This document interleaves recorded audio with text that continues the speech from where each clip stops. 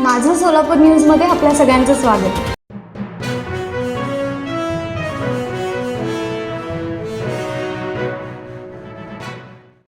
राज्यामध्ये उष्णतेची लाट पसरली असून विदर्भात तापमान 47 अंश सेल्सिअसपर्यंत पोहोचले होते.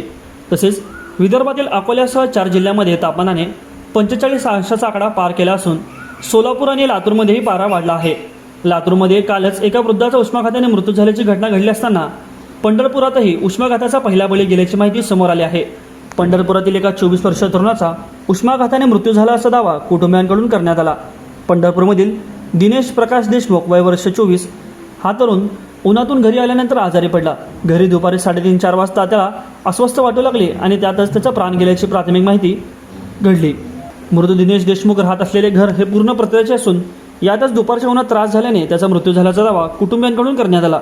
विदर्भानंतर पश्चिम महाराष्ट्रातील सर्वाधिक तापमान सोलापूरमध्ये असून जिल्ह्यातील पंढरपूरमध्ये देखील तापमानाने 41 अंश सेल्सिअस डिग्रीपासून ते थेट 43 ते 44 डिग्रीपर्यंत वाढत आहे. त्यामुळे सकाळी 10 वाजल्यापासूनच नागरिकांना अक्षरशः लाही होत आहे. पंढरपूरमध्ये अशाच उष्माघाताच्या तडाख्यात एक 4 चाकी कार जळून भस्मसात झाली होती. त्यानंतर दिनू देशमुख या 24 वर्षीय तरुणाचा मृत्यू झाल्याने कुटुंबांनी दावा केला आहे. प्रशासनाने सुरक्षेसाठी सूचना आणि उपाययोजना करण्याची गरज व्यक्त होऊ लागली आहे.